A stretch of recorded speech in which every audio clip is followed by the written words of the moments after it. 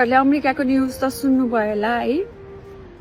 यहाँ फोटो पनि राखिदिन्छु हेर्नु है। एउटै महिलाले 32वटा बच्चालाई जन्म दिएको के। उनी अहिले भर्खरै 33 वर्ष हुँदै छिन् है, तर 32 जना बच्चालाई चाहिँ उनीले जन्म दिइसकेको छिन् है। अनि 16 जना चाहिँ जीवित छन्, 16 जनाको चाहिँ उद्धार गरेको भनेर न्युजहरू आएको छ है। पहिला त मलाई यो न्युज फेक जस्तै लाग्यो, होइन जस्तै लाग्यो है। पछि रिसर्च गरेर हेरेको त ओ माई गड, हजुरबुवा हजुरआमापट्टि नै भरोसा उठ्यो मेरो त।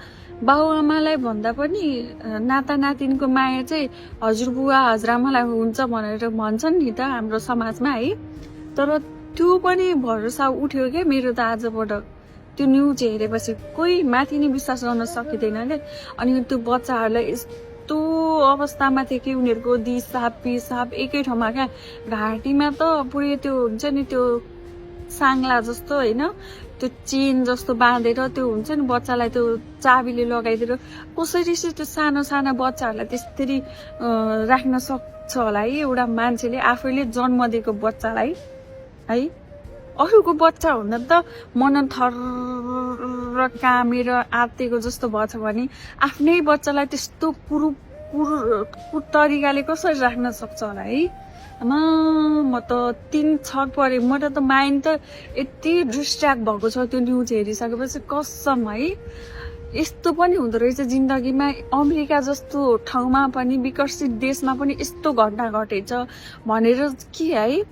त्यहाँको सोसाइटीको मान्छेहरूले कहिले पनि त्यहाँ बच्चा छ भनेर फिलै गरेन अरे क्या। अनि उनीहरू बच्चाहरू जङ्गली अवस्थामा बसेको थियो क्या। त्यो बच्चाहरूलाई उद्धार गरेर कतिलाई त हस्पिटलमा एडमिट गरेको छ भनेर न्युज प्रशासन जुन चाहिँ सोसियल मिडियाहरूको न्युजहरूले भनिरहेको छ क्या है।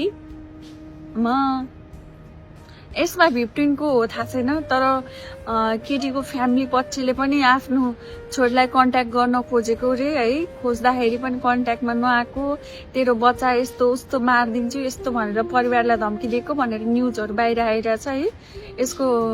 यो केसको